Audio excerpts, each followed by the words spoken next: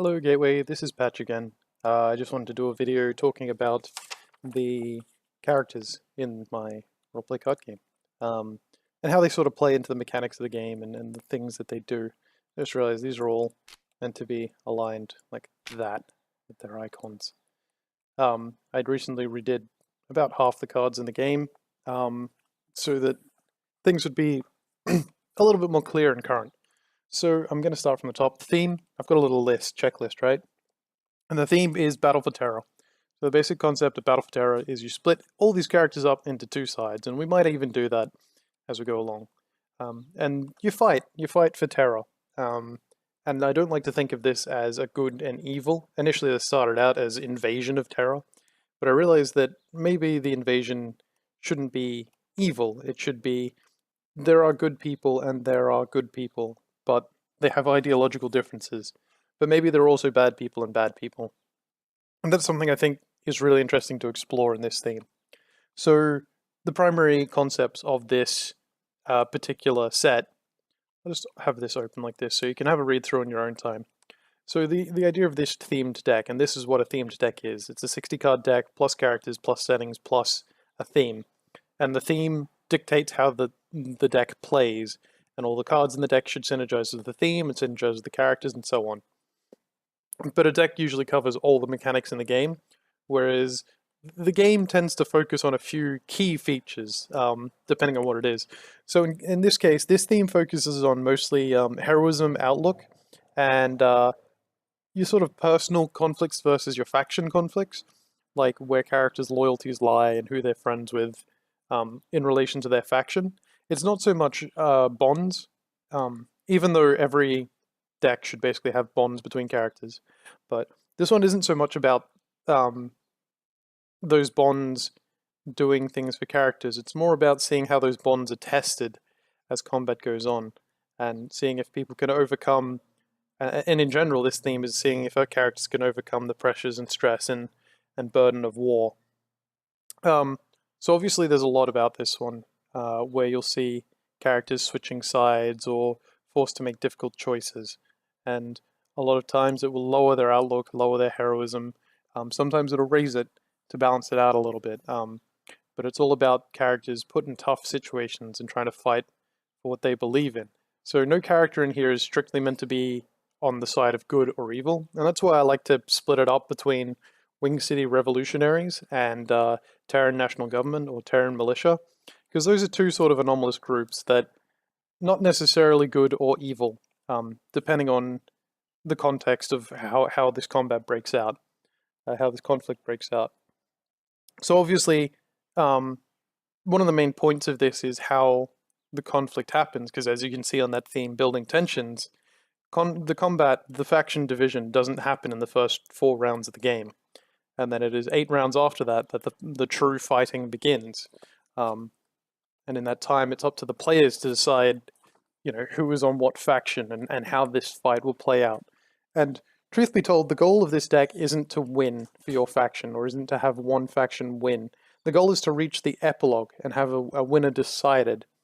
Because that is more interesting, playing the full 12 rounds of this deck and having that conclusion. Whereas winning early could be done, as soon as like the 4th round or the 5th or 6th round, or even before Darkest Hour, it could be done. And so but that ultimately leads to a less interesting experience. So a lot of the game is built around the idea that you will be going to the epilogue, like that you as players will try and achieve that epilogue and create an interesting environment around it. That being said, don't ever pull your punch if a series of really interesting events do cause the game to end sooner. That's kind of the point, is about making interesting things happen. So the most important thing, not the most important, but where I'll begin is why we fight and what it's about. And that is open to interpretation to what how the story plays out in your mind. What I like to imagine is that you can play cards and develop the bonds between the characters. And when there's a few too many bonds, and then the first conflict happens. Maybe that's where the division comes. There's so many yellow bonds, and those characters don't associate with each other, or there's rivalries or something.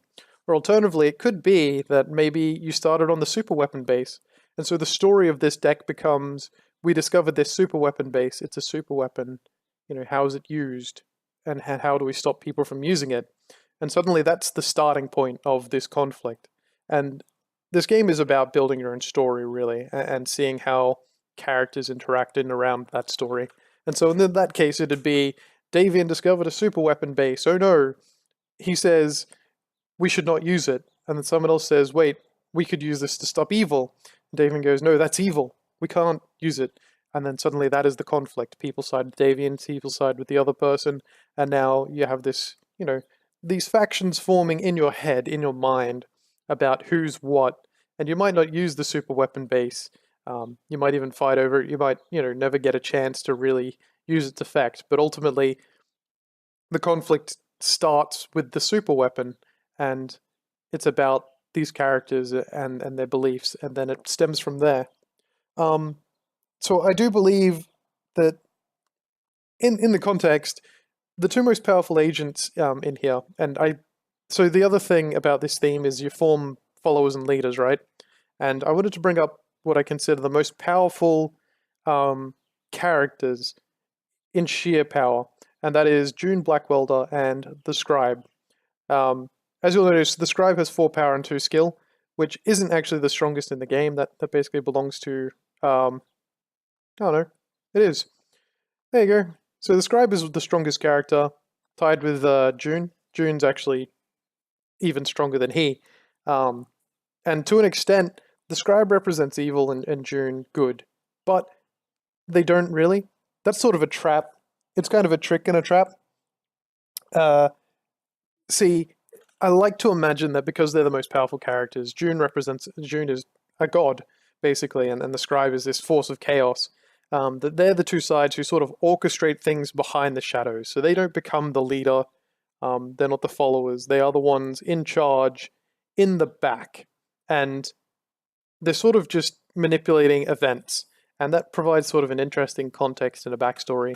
But it's not necessarily the case. Maybe they side up together to take down something else. But the most important thing about June and the Scribe is they're both evil. I mean, not evil, but they're both destructive.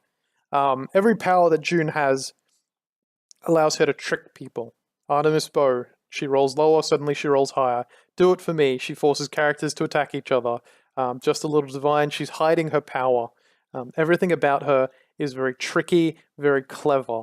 And she's also the strongest character in the game, by a decent measure, both in durability and actual power and skill. And this reflects with the Scribe, who is also an incredibly powerful character, only slightly less powerful. But his things are more destructive. Like, they break apart the mechanics of the game rather than build them. When you attack the Scribe, he can hit back. When the Scribe hits you, you can change your outlook or your heroism, or you can just lose friendships. And that's kind of a negative experience to the game. But it's important to have these things. The important thing is you should always have some mold breakers in a deck. And so the Scribe, he breaks the mold by going against the grain. He breaks bonds and he breaks the game. He doesn't make it flow the way it normally would. And that sort of builds to his chaotic, description, persona. And that very suits him, and it very suits the theme, because he is causing chaos where he goes. While June, she has a few abilities that kind of tie into the mechanics. Specifically, that attacking one is especially good.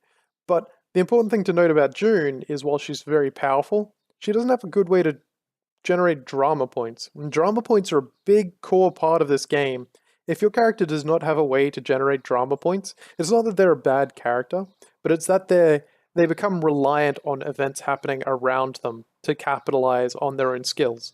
And that generates interesting characters in of itself. So June seems very, very potent, but because she cannot access drama points very effectively, she becomes reliant on player activity to get her there, to use her powers. And that is why it might seem like her powers are very cheap, but to effectively, utilize them, you have to do something, to get her there. While the scribe, he actually gains drama points whenever he gets hit. Uh, and he can take away drama points from other characters, which is a big deal. And what's more, he can pay a whole chunk of drama points to inflict stress back on a character, inflicting it on him. So I like to mention that these two opposite sides, I'll put them over here, and let's even put the labels up. Wing City Revolutionaries and TNG. Put that a little bit close to the same height. There we go. It's a little better. So that's your two sides, and these two sort of represent the guiding deities, so to speak, orchestrating the events. They might not have started it, they might have started it, but they're not the leaders. They're just sort of manipulating things in the background. That's how I like to see it. So next, leaders, and what makes a good leader, and what makes an interesting leader, and what makes a bad leader. See, power isn't everything, which is the point of these two characters. They are very powerful, and in fact their abilities reflect that power. But the thing about a powerful character with powerful abilities is you see them less often. And so your better powers are characters who sort of do things over time and influence the game as you go, rather than waiting for that one big thing where something special happens. Like June's ability to change attacks, and the Scribe's ability to blow an attack back in someone's face. And so someone like Dawson, to use an example, he is actually quite a powerful character. And you might think, in this game where leaders are the targets, killing a leader ends the the conflict. Someone strong like Dawson, who has a lot of physical stress threshold, good power and skill, he's got cheap abilities that make him a lot stronger, make him very hard to top, and he's got a really good defensive ability. You might think he'll make a great leader, but you actually don't necessarily want Dawson in the forefront. Dawson is someone who would be better sliding under the radar, so to speak, because of all his useful skills. And the other thing is his ability to basically hit allies when he fails. If your attack fails, you are already taking damage. And you can turn that attack straight onto your allies if you're not careful. A lot of characters could take advantage of that in certain different ways. For example, if he orders that attack and then someone changes his power to be weaker, or tricks him up in some way, suddenly he's missed his target, he takes stress, he has to attack again, and his next target might be a friend. So he might not make a good leader. He could be a very dangerous character to use, which is again why his abilities are so cheap. They're very powerful, but he's pretty much a pure combat character, and he doesn't tie into a lot of the game's mechanics specifically. He's just a very good all-rounder. So he might not make the best leader. However, two characters I do feel make pretty good leaders, and this fits for flavor as well, I'm sure their creators will agree, is Elena Torres and Cole Arkanek. I hope I'm pronouncing those correctly. So Elena, she is an actual leader, like by profession, and her sheer loyalty ability says that she will not switch factions under any circumstances, which is something a leader does. The leader does not switch factions. So Elena does have this environment where she already perfectly fits that thing, but that also makes her an interesting soldier. However, the other thing that makes her an interesting leader is her inspiring leader ability allows her to manipulate and control fights by changing other characters' strength. It doesn't change her own strength, it changes other characters. And then the other thing she can do is provide additional forces for her faction with the Ashen Doctrine. The fact that she cannot change sides is super important, because things that would change sides you don't use on a leader anyway. So you could make her a leader, and she'd make a very good leader because of her abilities, very flavorful. Or you could make her a soldier, but generally speaking, I'd put her as one of the leaders. I like to imagine that these characters do naturally fall into leadership positions. I believe I had something else to say.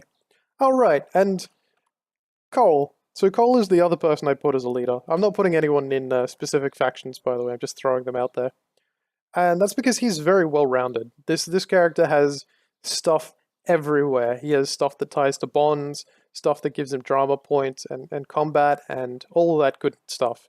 So the first ability he has can completely change the flow of combat, but he is very vulnerable to mental stress damage. He's very vulnerable to certain like things, like he can lose skill if his friends are damaged, his friends are defeated, you know? He falls down, but he makes an interesting leader because he is both powerful and vulnerable to an extent. And that's why he makes a good polarizing match to Elena. But something else about these two characters is they both have an ability that can turn an enemy's strength against them, or um, turn that strength to Cole, or the user rather. So in Elena Torres' case, is she can change a character to have the same skill as her, which can completely cripple them. Drop them down to 2 skill from 3 or 4 or more, and that character's attack will suddenly be nowhere near as good. The more you reduce a number, the sufficiently less likely to succeed it is. And Cole is the same. He can take someone else's character trait and just negate it, but furthermore, he can make it apply to a target that he wants, to either make them hit themselves or to give himself the boost or something to that extent. So he can basically warp combats. Now, there are 2 other fairly valid picks for leaders. That are also very interesting and flavorful. And I'll start with Aino Iwamato, who is a Terran sniper elite. They have all these abilities that allow them to sort of interact with combat. So they've got 2 combat abilities, but she also has these abilities that interact with bonds. And that's important because, again, she has that sort of interaction with other characters and outlook and things like that. And the game mechanics, again, tie into outlook. There are many cards that say, a character with low outlook does this or this happens, And so there are a few things like that, and it's very interesting that she can lower her outlook instead of an ally losing their outlook. She can sort of take on the burdens to herself, to protect others, and that can make her an interesting leader as well as her combat abilities. So we'll put her here now.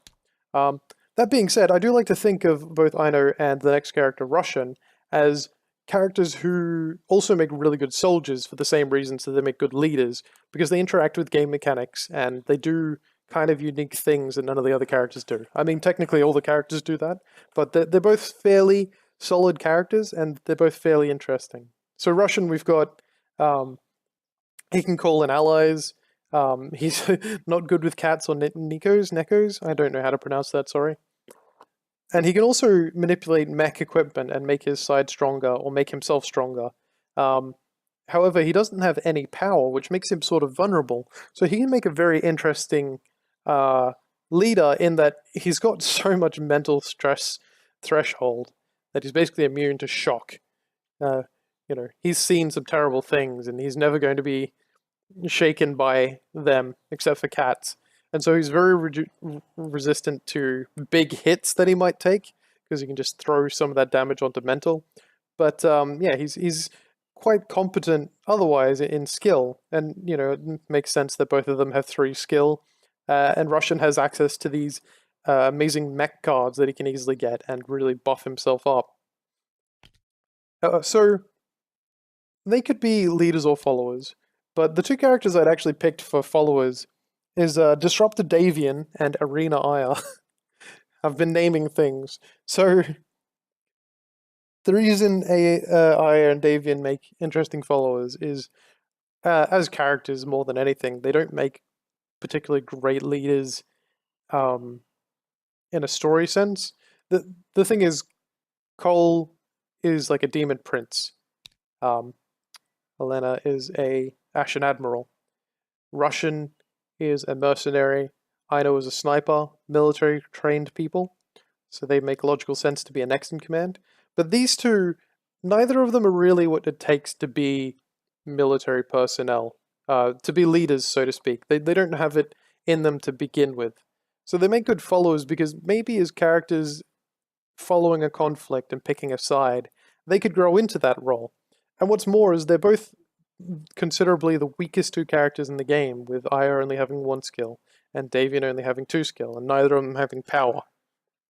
And Davian has substantially low physical stress threshold, which means he's very vulnerable to taking damage and potentially even dying, which is why he wouldn't make a good leader. You don't want your leader to go down too quickly.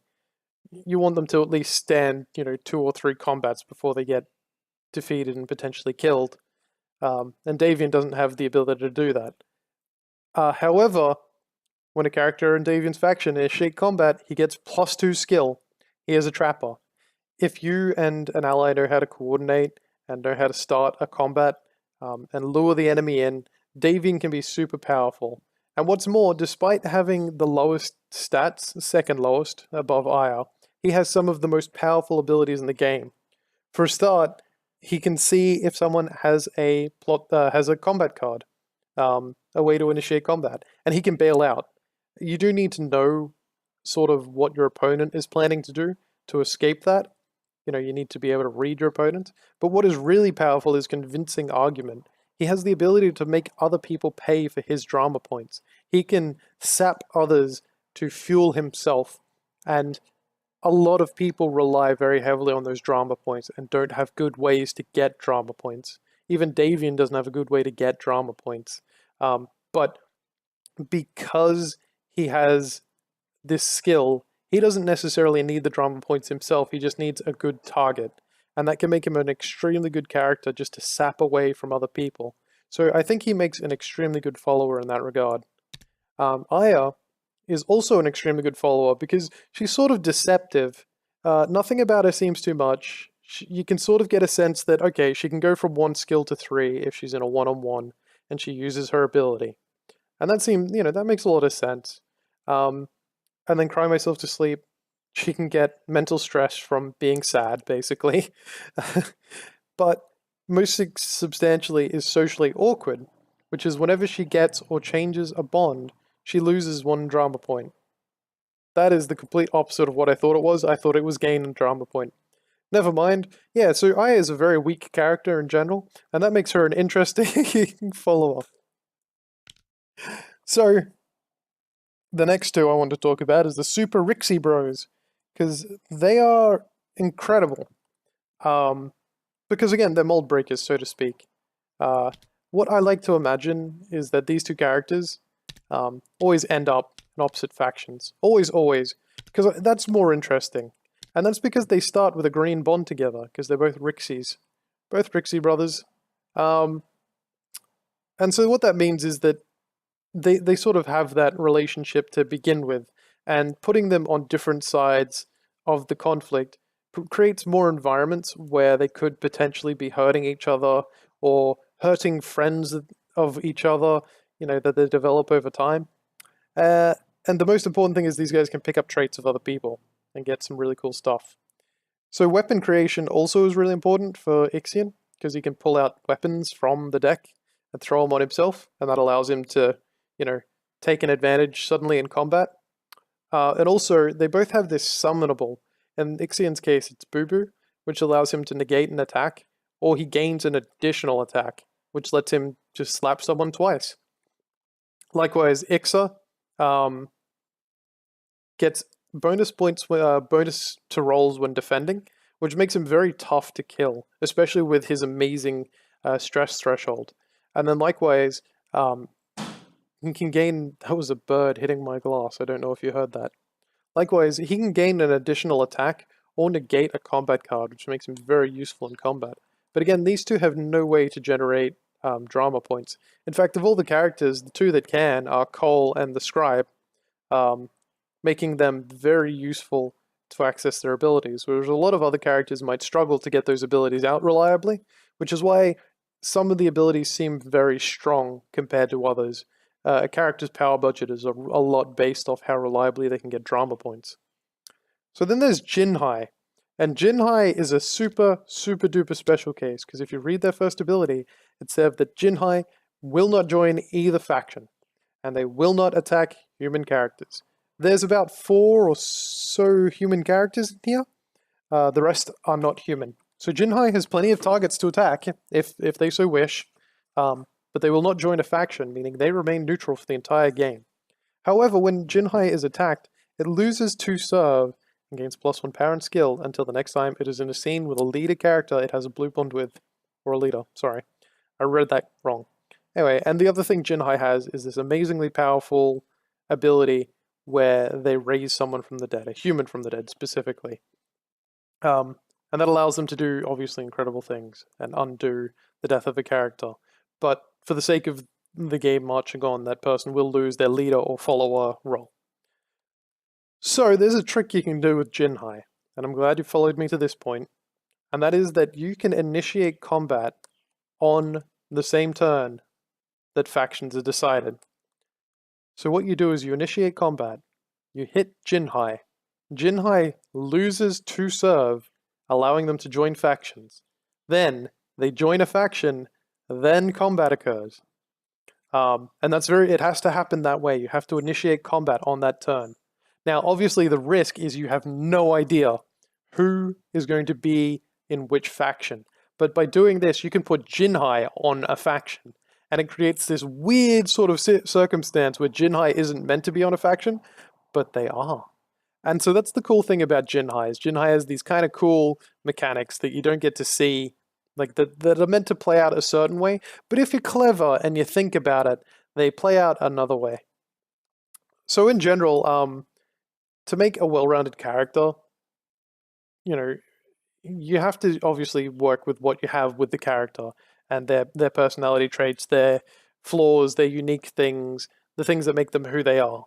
Like being Rixie brothers, like being a divine, those things. You have to work with what they have. But to make a well-balanced and rounded character, you need to make someone like Cole, who has 1 combat skill, and they have a way to generate drama points, and they have a way to interact with other game mechanics, such as bonds, heroism, outlook, those things. Because that is what makes the game most interesting, is when you have a character who interacts with all those features. So when it comes up, the character does something when these events happen. And then you can sometimes fit a 4th ability, which in Cole's case, we have. There is that amazing corruption ability. So Cole, I'd say, is probably the best designed character out of the lot of them, followed by Davian. And then it's tough to say who else. Maybe the Scribe.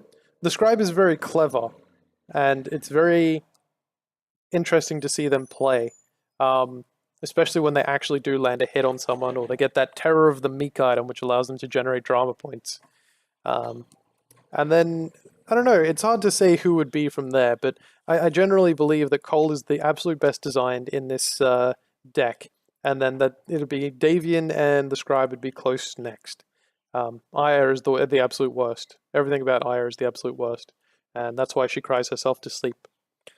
Anyway, I hope you like this little look over and breakdown, and just to have a quick examine of all the characters and how they sort of tie into this theme, into this deck. Because in general, when you make a deck, every character should fit into it and fit at least somewhat logically into it. Now, not every character. You can have characters who don't specifically work with the deck, but work in a general sense. Like the Rixie brothers work in a general sense. Dawson works in a general sense. Ino works in a general sense. But it helps to have characters that fit into the mechanics and themes of things that you're trying to do, like things with, things with outlook, things with factions, and so on. Anyway, thank you for watching the video. I hope that was interesting. I just wanted to give that little spiel about how I thought all these characters were so cool. And yeah, I hope you watch the next one, or I hope you guys get to play the game with me, because I'm so excited to play this with a whole bunch of people. So thanks, guys. I'll see you around.